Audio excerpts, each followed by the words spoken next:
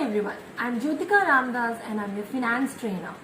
So today I'll be training you on the P2p process, that is Procure to Pay process. So this process is really very important for every business and every company. So understanding this process and the stages involved in the process is really very important. And that is why I'm going to train you on this particular process today using certain slides which I have made. So first of all, I'll tell you what are the contents which are involved in today's training, or what and all slides I have made to carry this training forward. So first of all, I'll be telling you what this P2p cycle is, and then I'll be telling you what are the stages involved in this particular process and how these stages are really very important for the business.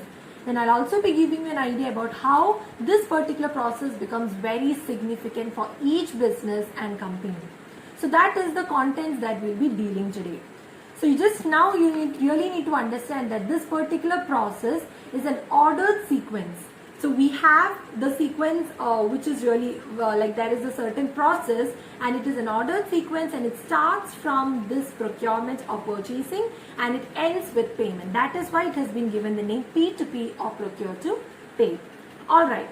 So first of all, now let us move on to the slides. I'll be explaining this entire process using slides. So yeah.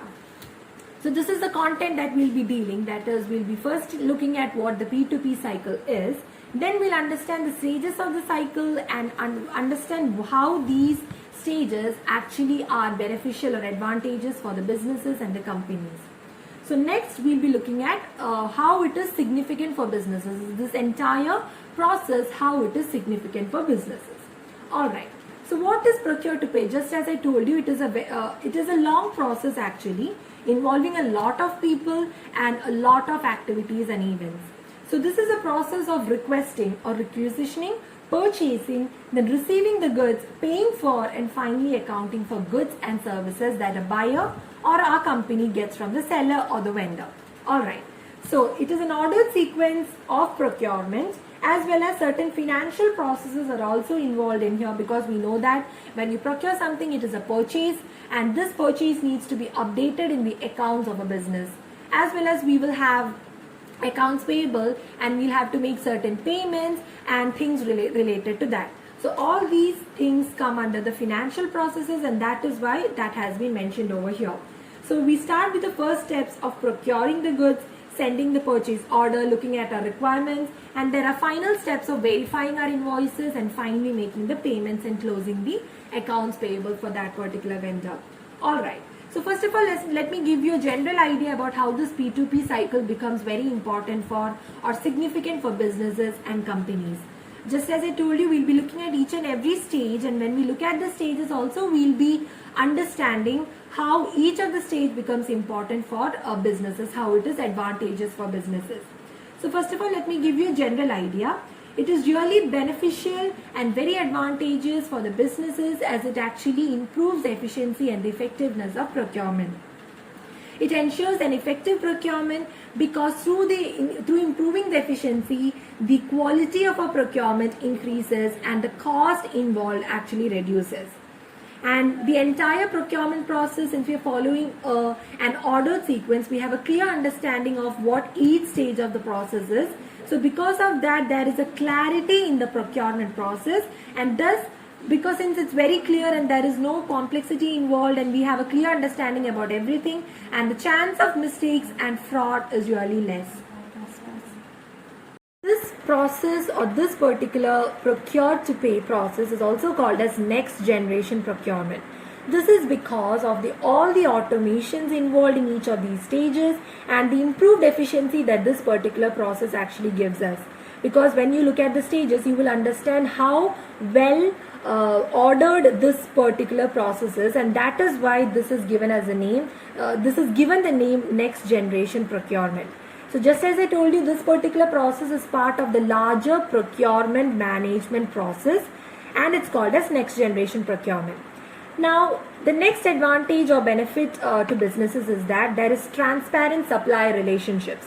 When you look at the stages, you will understand that there is a stage involved wherein you will be looking at your source of procurement. That is, you will look at different suppliers and you will see which and all suppliers are available, and you will be making a list of these vendors, and you will choose vendors based on the quotations that they have given, which is a document of the prices and the quantities of goods that they are ready to sell.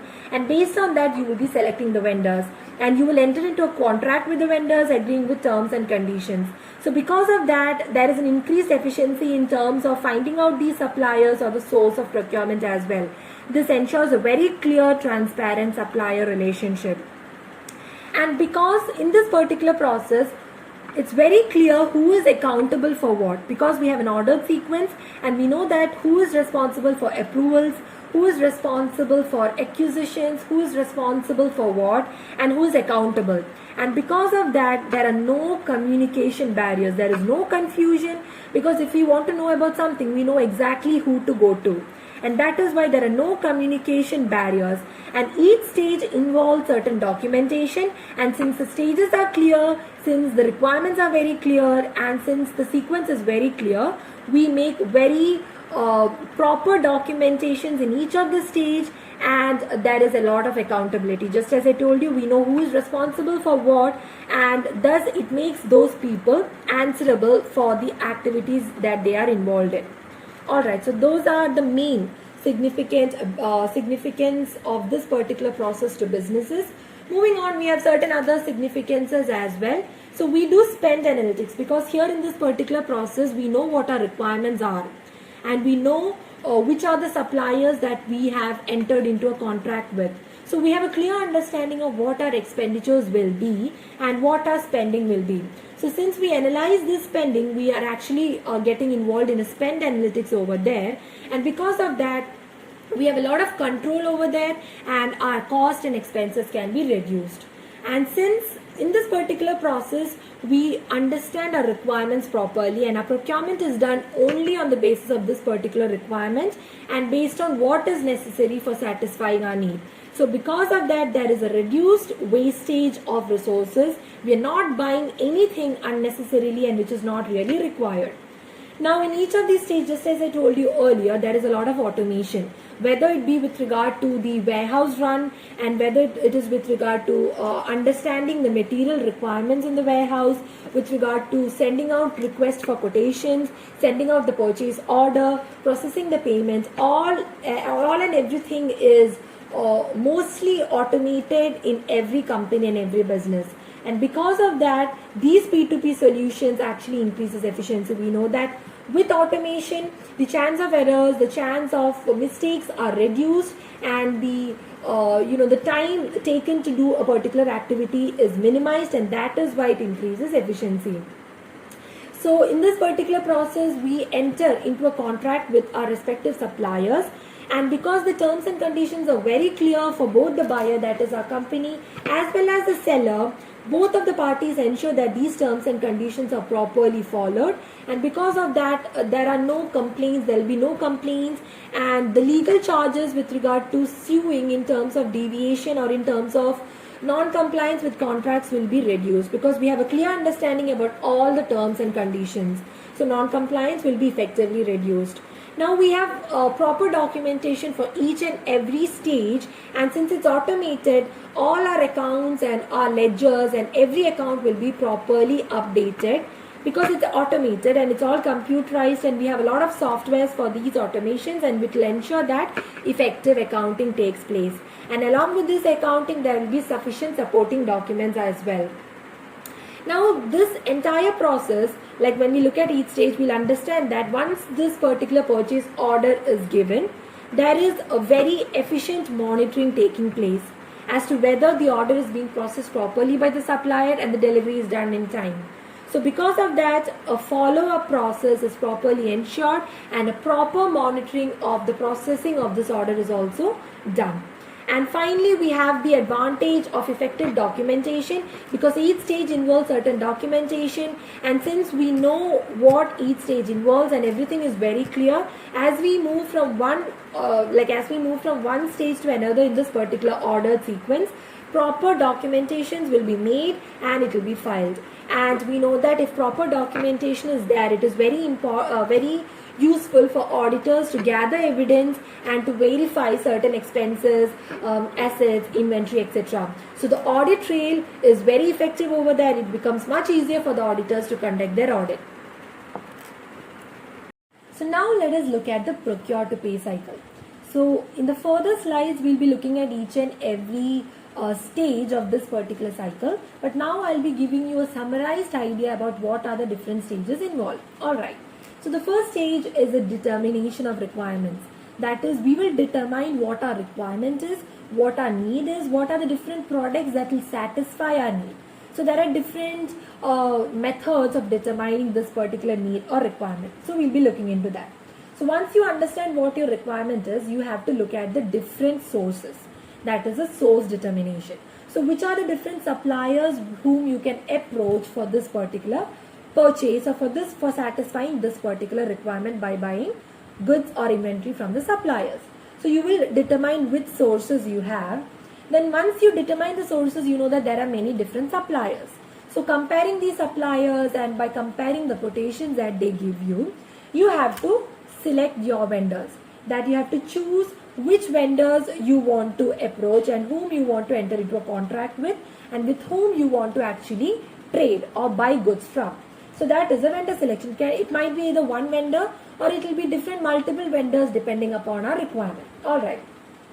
Now the fourth stage is the PO processing. So PO, the full form of PO is purchase order or the procurement order. So it is basically a document which actually lists all the products that you require, which has been identified or determined in the first stage.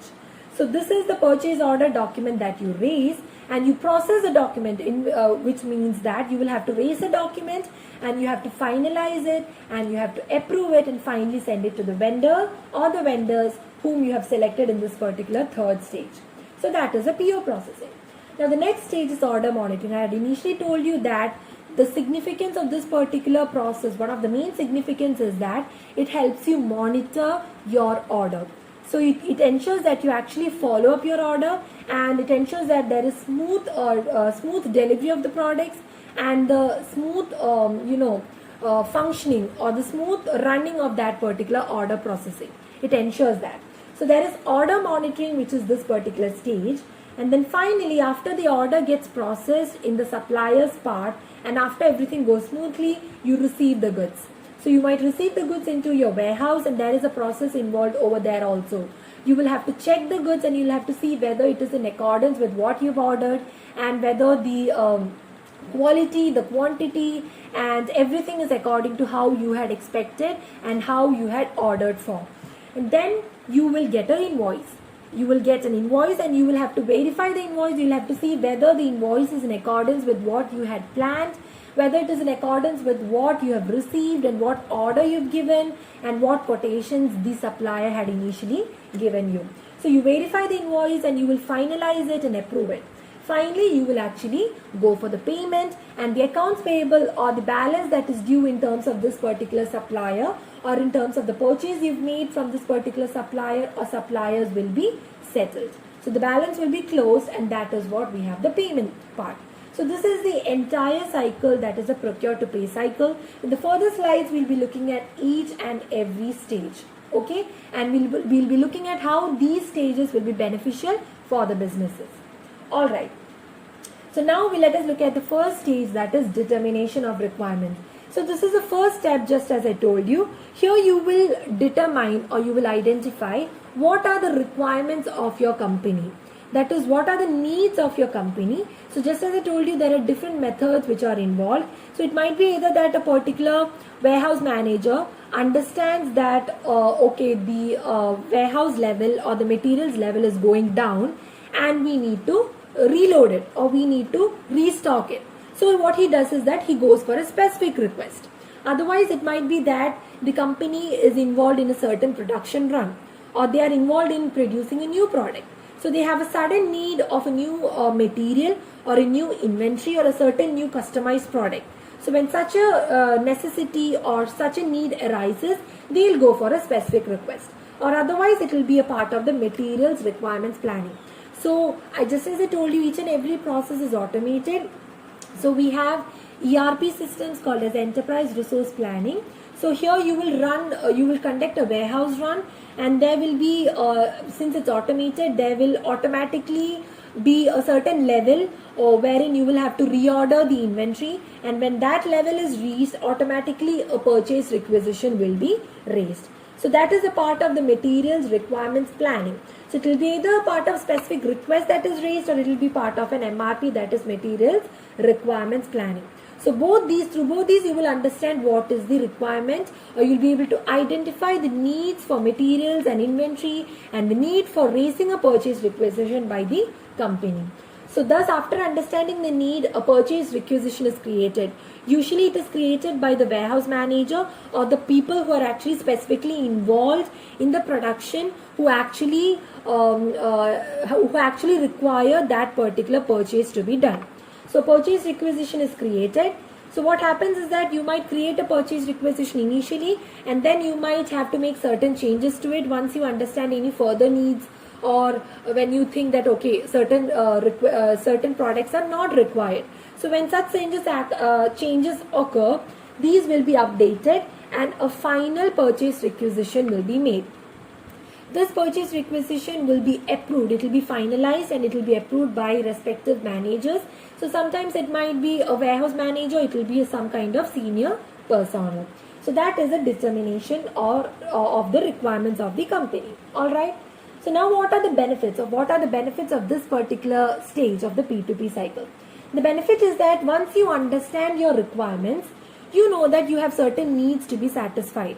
So whether it is for a particular production of a particular product, or it is for restocking your inventory or your warehouse. So whatever it is, you know what your requirement is. So you know the right kind of product which will satisfy this particular need or this particular requirement.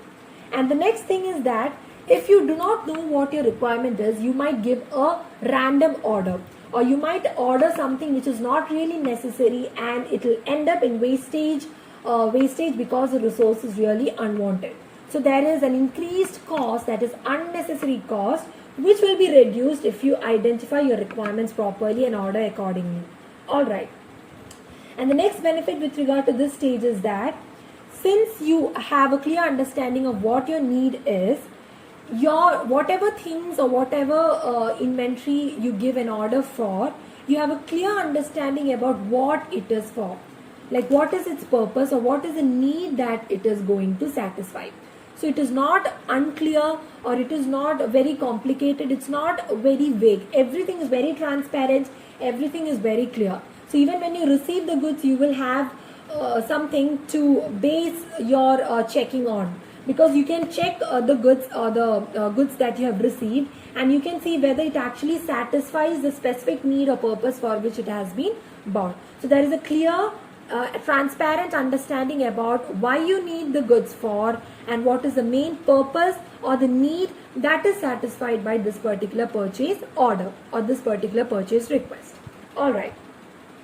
So next is source determination. That is the next stage. So this stage actually allows you to look at various supply sources. It helps you analyze various buyers or various suppliers or the various vendors who are available who can satisfy your purchase requirement. So here what you'll do is that you look at your various sources, and your preferred vendors will actually be made into a list, and this list is called as the sources list, and this will be a part of the master data since it's a very important information. So the vendors or the suppliers available to you, the different sources available to you, is a very important data, and that is why it is included as a master data element. Now what you'll do is that once you understand these sources, you need to raise a request for quotation.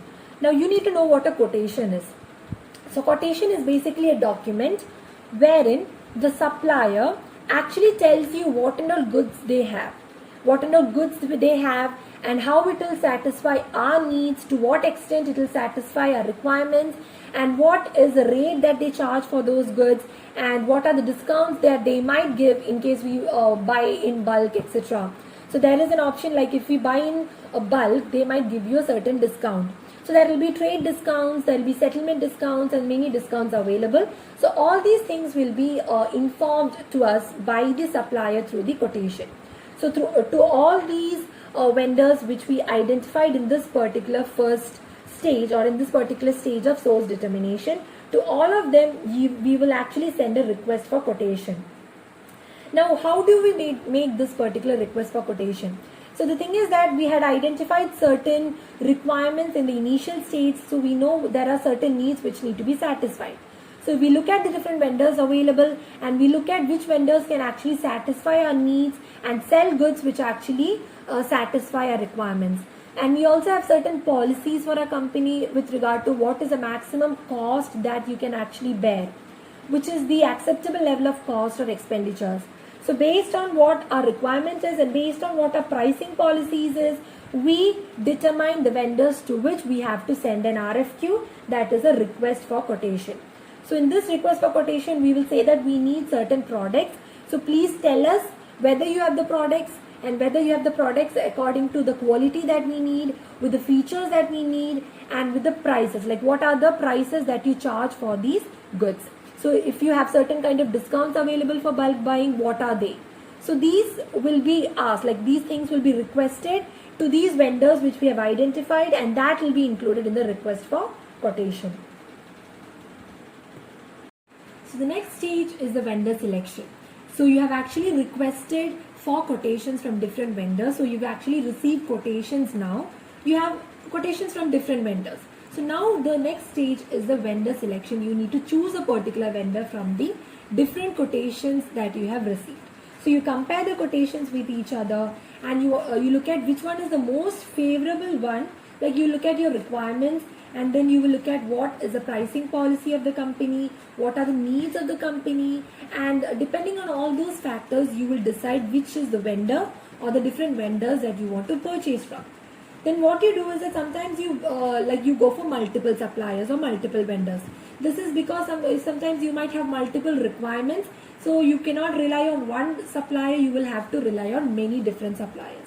Alright. So now what are the benefits of this particular source determination and vendor selection stages? The thing is that this ensures effective procurement, because here you're looking at different sources, you're determining different sources from which you can actually do the purchases, and that is why the chance of your company getting the best possible supply source is really very wide, and that particular scope is really very high. And you understand your suppliers, you understand the quotations, and you understand what type of suppliers they are. You analyze your vendors properly, and because of that you can clearly determine the credibility of your vendors and the quality of the supplies that they might actually give you or they might actually sell you. Alright. So the thing is that the much better your supplier's image is, the image of your company also increases. That is, if the goodwill of supplier is very bad, it will affect you as a buyer of goods from that particular supplier. Alright. So that is why understanding the image or understanding your supplier becomes really very important, which is possible because of this particular stage of the P2P flow. Alright. Now because you know your suppliers really well, you've entered into a contract with them, terms and conditions have been agreed, and you have a clear understanding of who you're dealing with. Because of that, you have a transparent relationship with your supplier or your vendor. Alright. So the next stage is the purchase order processing. Just as I told you, your purchase order can also be called as your procurement order. So once you've decided about which and all vendors you have to enter into a contract with, what you do is that the terms and conditions are agreed. That is, both the buyers as well as the sellers' terms and conditions are agreed, and it is entered into a purchase contract. So now after entering into a purchase contract, now you're ready to purchase or send the purchase order. So that is why we raise a purchase order or a procurement order, and this particular order gets processed.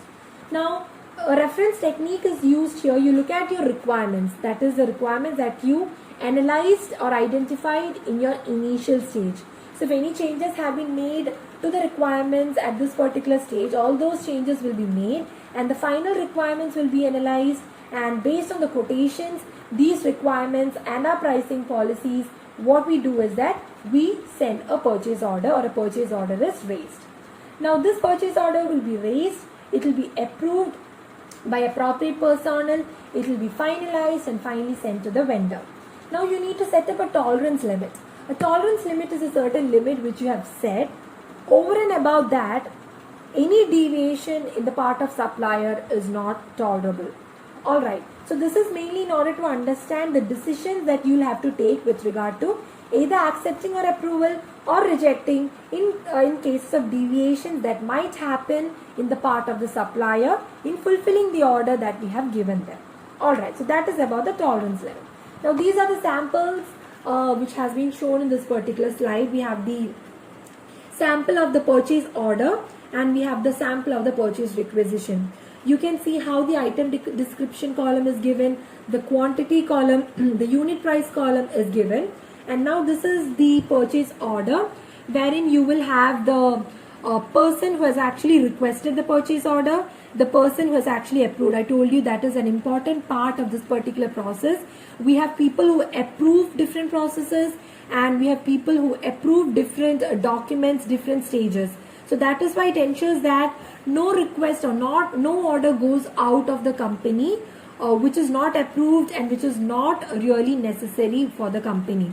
So everything is properly approved and we have people who are answerable or accountable for that particular stage or for that particular request that has been raised. So we have also the department who has actually raised this particular purchase order.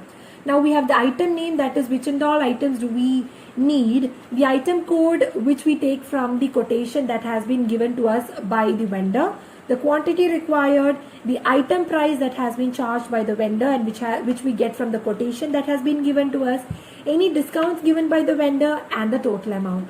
I hope the sample is clear. Stage is order monitoring. So this is a very important stage because we have to follow up the order that we have given.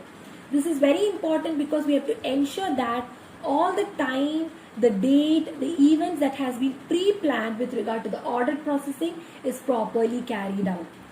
So it ensures that the goods arrive in time and everything is going smoothly according to what has been planned.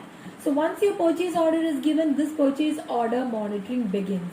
And it ensures it tracks all the dates and all the events throughout this entire process. Now another thing is that if we do not properly follow up and properly monitor this particular order processing, even if there are certain bottlenecks and even if it is not going according to plans, you will not be able to rectify it timely. But if you are continuously monitoring it, if you are continuously following it up, even if there are certain problems and if it's not going smoothly, you will be able to rectify it timely without any delays and without facing any stockouts or without facing any delays with regard to delivery of the products that has been ordered to satisfy requirements as well as needs. So that is about the order monitoring stage.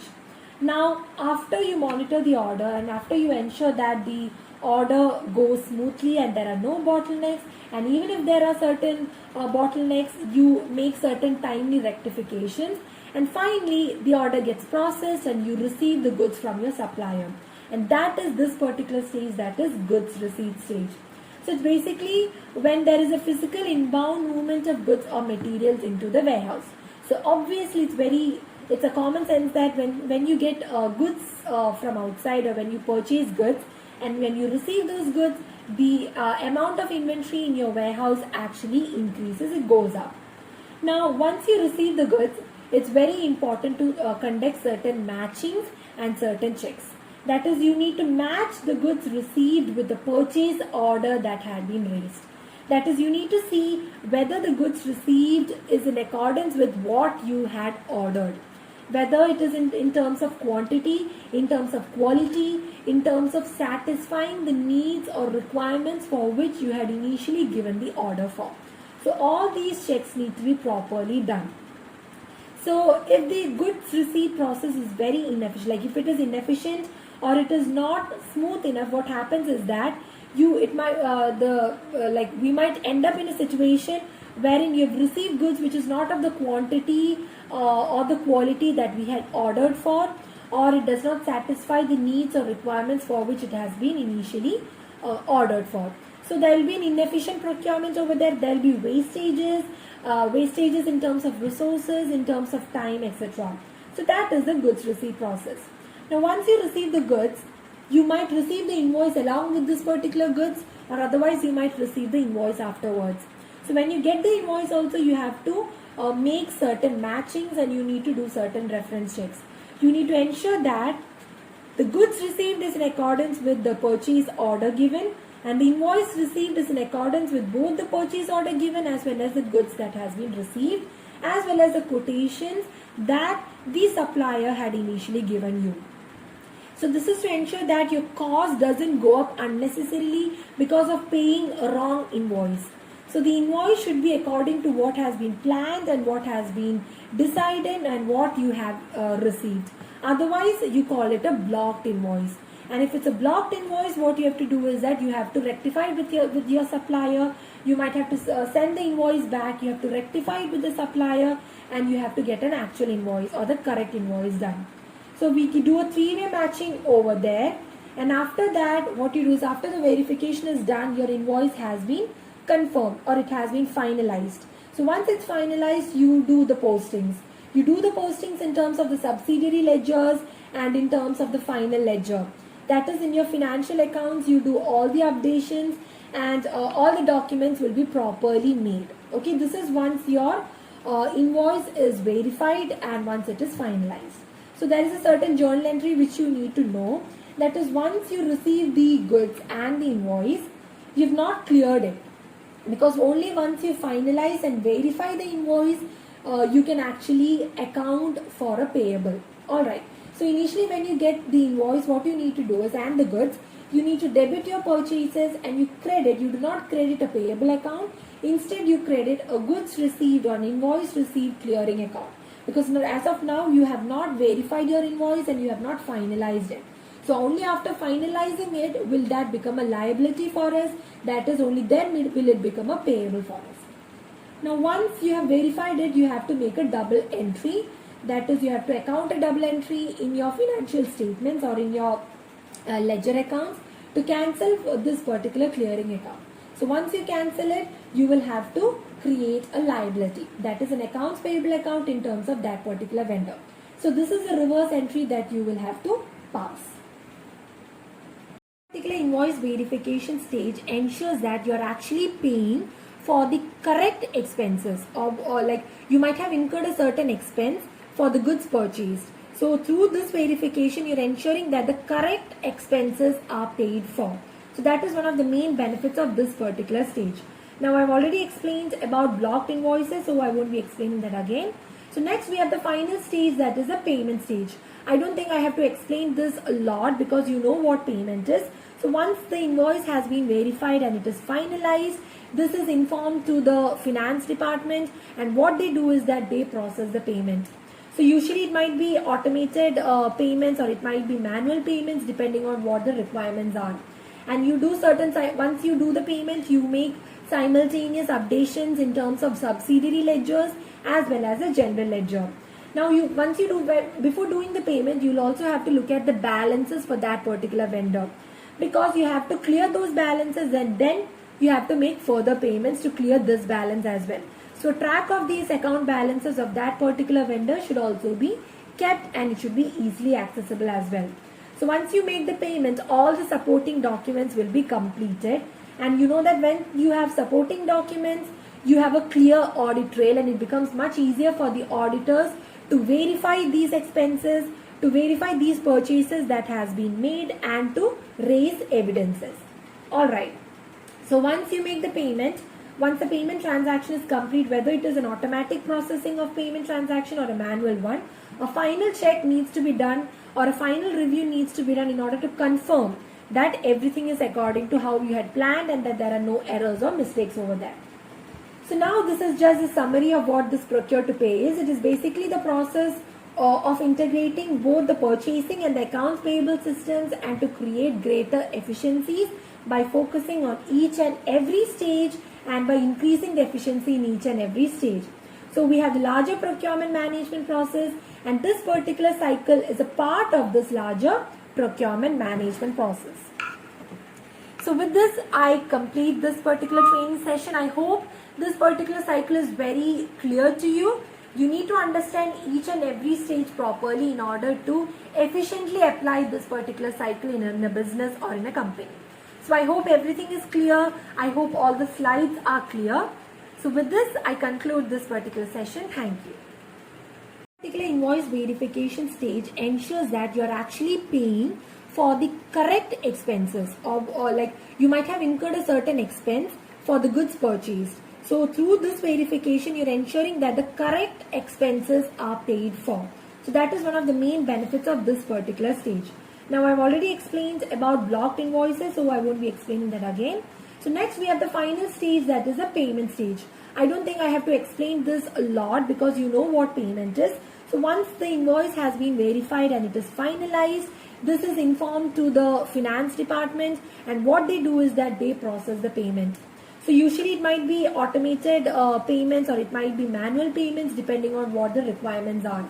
And you do once you do the payment, you make simultaneous updations in terms of subsidiary ledgers as well as a general ledger.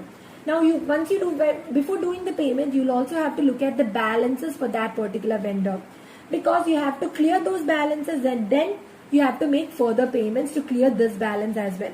So track of these account balances of that particular vendor should also be kept, and it should be easily accessible as well.